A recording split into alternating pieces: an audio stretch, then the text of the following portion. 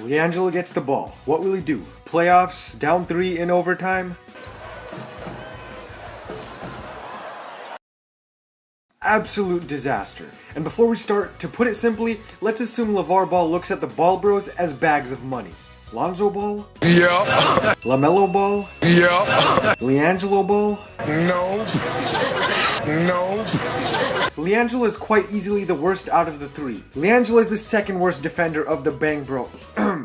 Ball Bros. And don't get me wrong about the LeVar Ball thing. He very much cares for and loves his kids.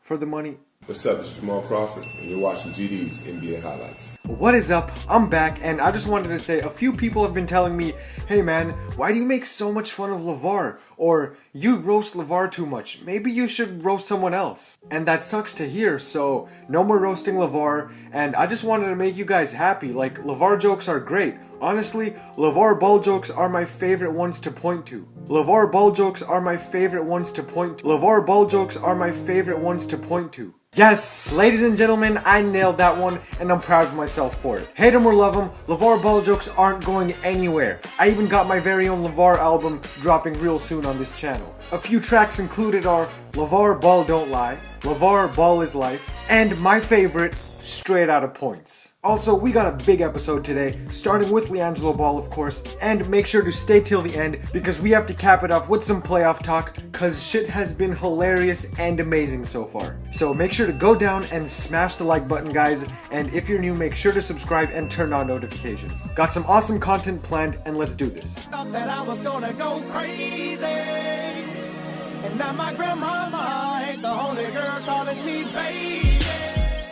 Look at this right here. This is the shot Chino Hills got down 3 with 2 seconds left. I thought this shot from LaMelo was the worst I've ever seen. LiAngelo said, just wait, I'll one-up you in overtime. Oh, and LaMelo is just about 1000% wide open. Yeah, this is one example of millions. When it comes to shot selection, I'm willing to be unbiased and even get on some of my favorite players of all time. If Kobe's shot selection wasn't the equivalent to fucking insanity, he'd be a career 50% shooter with ease. He had some horrific shot selection, but that's the beauty of Kobe. No one cared. He made those shots and he's earned those shots. But who in the hell does LiAngelo think he is taking shots like these? Sure, he's the son of basketball legend LeVar Ball, but other than that, who is he? Definitely not someone who should be allowed to barf up garbage like this. And I don't hate LiAngelo, but I do think in fairness, I should say he's my least favorite of the balls. Again, shot selection is the leading cause. For the people who watch Chino Hills basketball, you know that LiAngelo's shot selection has come down to literally two things. Either I'm gonna cherry pick a layup, or catch and shoot a 3. The worst part is when he has high scoring games, opposing defenses are so bad, he gets wide open 3s. So he shoots them. But when opposing defenses are lethal, he gets heavily contested 3s. So he shoots them. I don't think I have to speak too much on shot selection. That's information you know. Information I think you don't know is Steve Alford doesn't stand for this bullshit. Steve Alford is the UCLA coach. LiAngelo will play under him very soon, and shot selection will be the first red flag. I'm sorry, these eyebrows will be the first red flag. Shot selection will be the second red flag, and the thing with players who are really hyped up is that a lot of groupies will hop on the wagon and ride your meat, no questions asked. Seriously, people have been all over balls. But there are also a lot of people who, quite frankly, don't give a shite.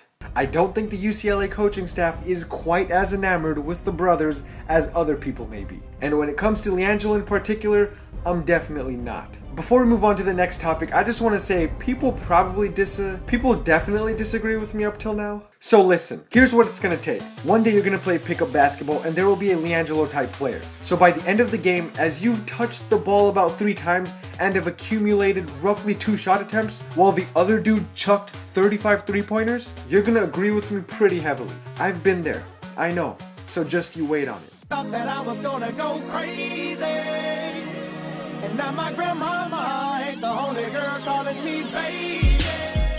Listen closely as LiAngelo distributes his cancer to the basket.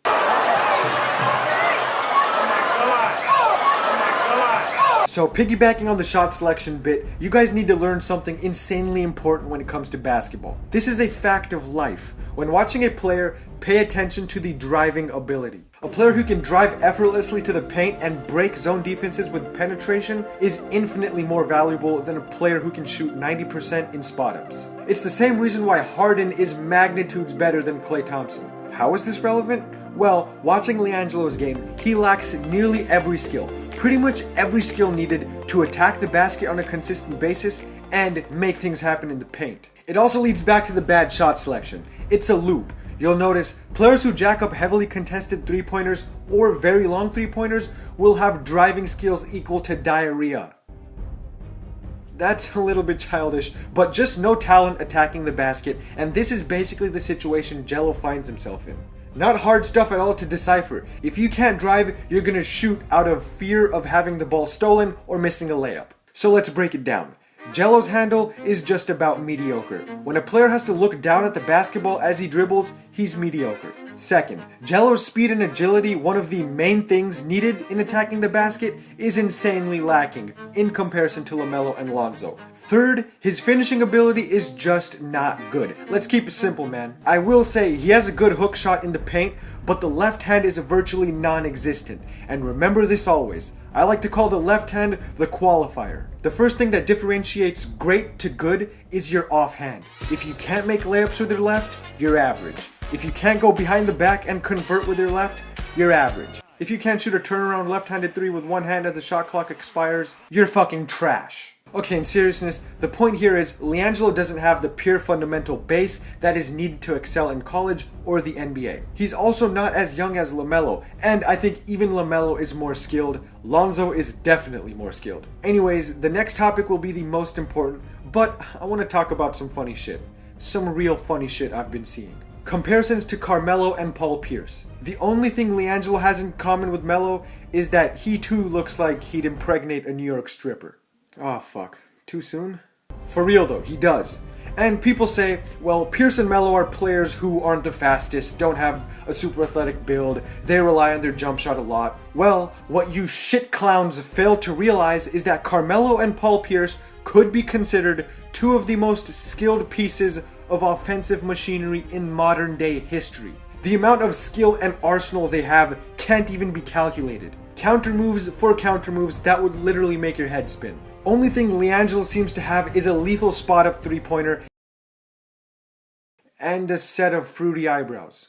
Alright, I'm sorry about the eyebrows, but I had to point out how ridiculous those comparisons were. LiAngelo's best case scenario would be a Michael Beasley type player. Seriously, it's hard to hear, but just because his last name is Ball doesn't mean he's gonna be some NBA legend. We've seen players much more impressive than LiAngelo at the high school and college level bust like crap in the pros. Thought that I was gonna go crazy, and now my grandmama ain't the only girl calling me baby.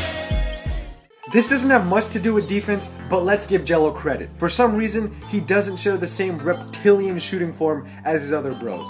Credit to him. It's just that elbow that seems to be hereditary. Seriously, someone tell me what is up with their elbows. Why are they always misaligned? But anyways, let's talk defense. And this is kind of the nail on the coffin for him. I don't think he'll get much playing time at UCLA, and the defense leads back to effort and cherry picking. Effort is what makes me dislike LiAngelo the most out of the bros. I don't know if it's just his face or body language, but it looks like he's disinterested in the game unless he gets to jack up another three. I gotta be fair though, I do think he can improve on that end because he's a bulky dude who can probably defend the post well.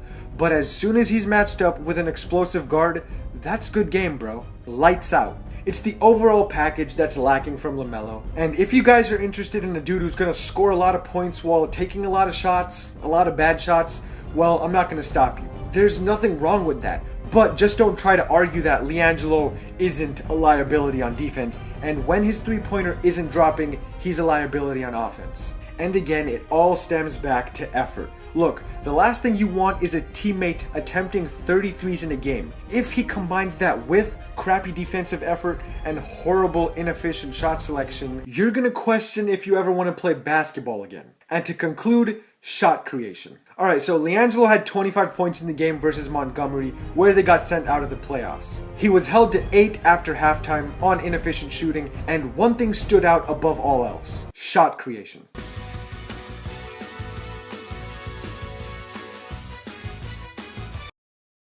So look, when it comes to the playoffs, here's what's beautiful. Games slow down. Defenses tighten up. It all comes down to you, the defender, and the hoop. 2 minutes left, on the road, here's the ball. Go get a bucket. That's the beauty of the postseason. That's what's needed in the postseason. If you don't have that isolation assassin, you're just not gonna win. That being said, LiAngelo's shot creation is just terrible.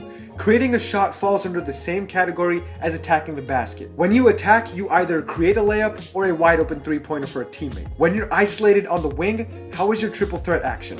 Can you create separation to score effectively? Tons of questions which Jello has no answers for. It's not because he's some arrogant prick that he shoots so many awful three-pointers. He's given himself no other viable option. The only thing left in his arsenal is to attempt an off-balance contested three. Go back and look at every champion the NBA has had. Every single team had a dude who could get you buckets like muscle memory. Jello won't have the best time in the UCLA offense. But anyways, now for the best part. Thought that I was gonna go crazy, and now my grandmama ain't the only girl calling me baby.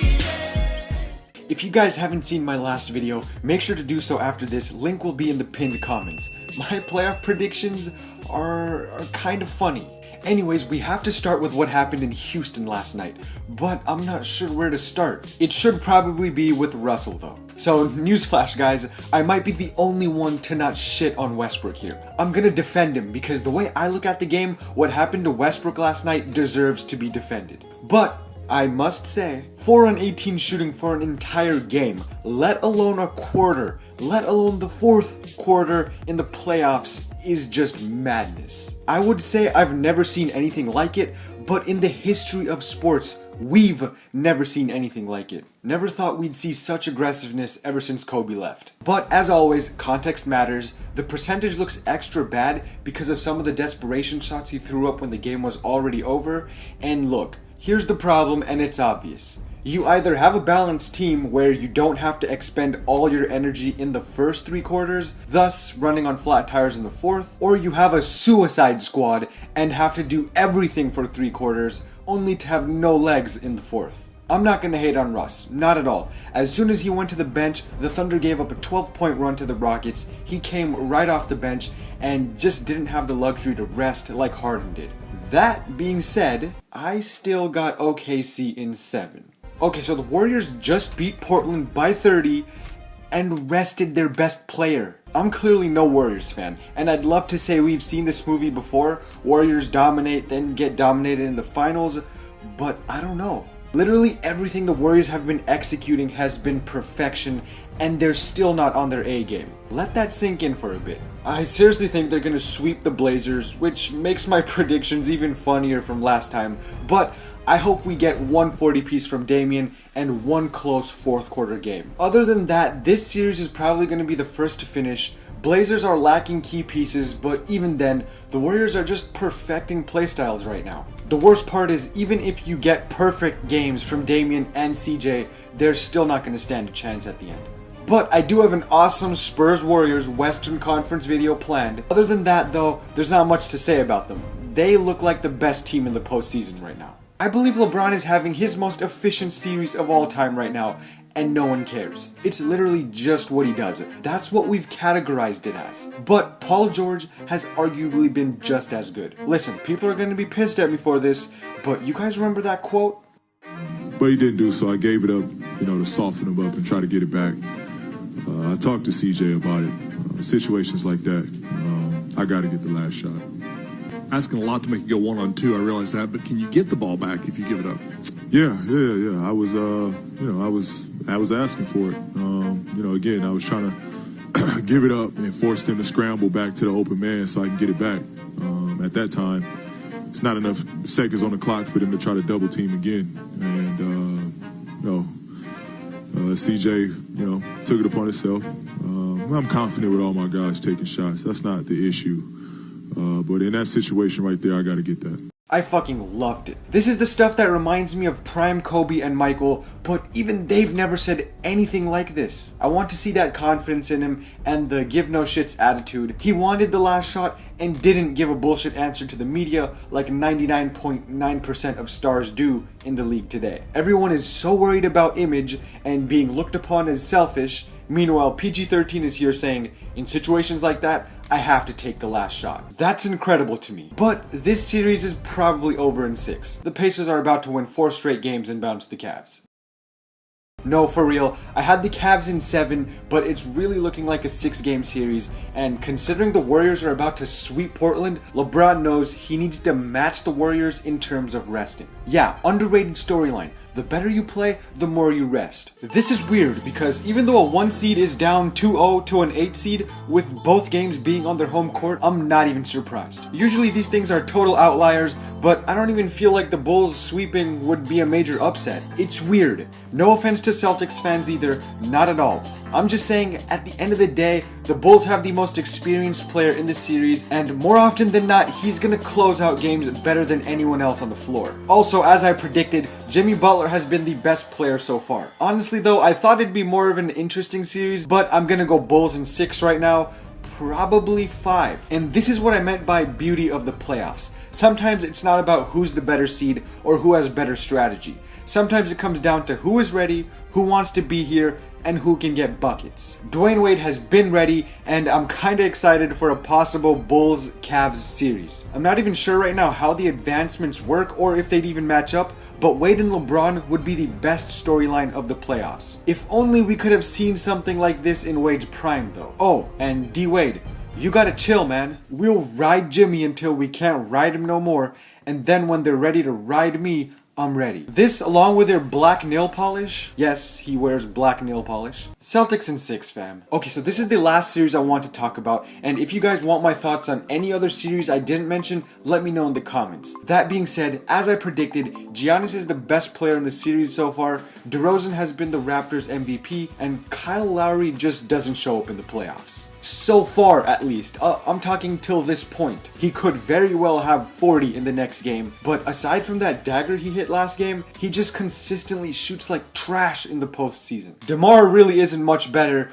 but Lowry is battling for best PG in the East discussions. So he's just gotta be better, and I do think he will show up though in a big way. I think there's gonna be a game where Lowry and DD both have 30 plus on efficient shooting. Maybe not efficient shooting, but I got the Raptors in 7. Giannis is gonna make an even bigger name for himself though as the series unfolds, so be on the lookout. And yeah, this to me personally is the best part, the relaxing part, as soon as that J. Cole starts up. And the playoffs overall have been great so far, so let me know in the comments what your favorite series has been, what players you're paying attention to in the playoffs, what do you guys think about the LiAngelo Ball thing, and stop hating on Russ, guys. If I have to be completely fair about it, everyone involved is to blame.